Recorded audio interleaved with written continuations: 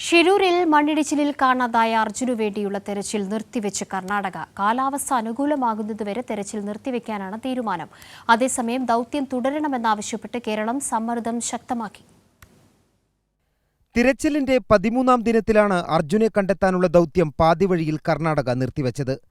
മഴയും ഗംഗാവാലി നദിയിലെ അടിയൊഴുക്കും കുറഞ്ഞതിനു ശേഷം തിരച്ചിൽ പുനരാരംഭിക്കാമെന്നാണ് നിലപാട്. പുഴയിൽ നിലയുറപ്പിച്ചുകൊണ്ട് മണ്ണുമാന്താൻ ശേഷിയുള്ള ഡ്രഡ്ജർ തൃശൂരിൽ നിന്നും എത്തിച്ച് ശ്രമം തുടരാമെന്ന് ജില്ലാ ഭരണകൂടം വ്യക്തമാക്കിയിരുന്നു. എത്രയും പെട്ടെന്ന് ഡ്രഡ്ജർ എത്തിക്കാമെന്ന് കേരളം അറിയിച്ചെങ്കിലും അതിനുള്ള അനുമതി ഇതുവരെ ലഭിച്ചിട്ടില്ല.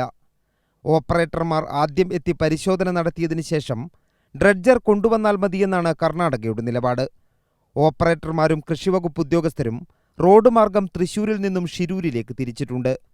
അടിയൊഴുക്ക് കൂടുതലുള്ള നദിയിൽ ഡ്രഡ്ജർ പ്രവർത്തിപ്പിക്കാൻ കഴിയുമോ എന്ന് പരിശോധിക്കാനാണ് സംഘം എത്തുന്നത്. അതേസമയം തിരച്ചിൽ നിർത്തരുതെന്നാവശ്യപ്പെട്ട് സമ്മർദ്ദം ശക്തമാക്കുകയാണ് കേരളം.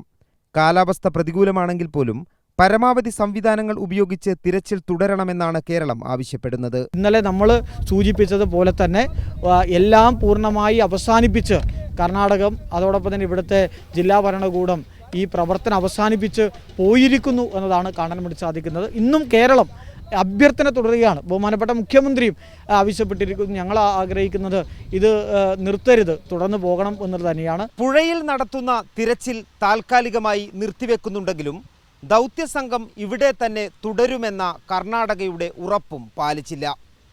14ാം ദിവസം അർജുനെ കണ്ടെത്താനുള്ള ദൗത്യം പൂർണ്ണമായും നിലച്ചിരിക്കുകയാണ്. ഷിരൂരിൽ നിന്നും ജയൻ കല്യാശ്ശേരിക്കൊപ്പം എം സന്തോഷ്.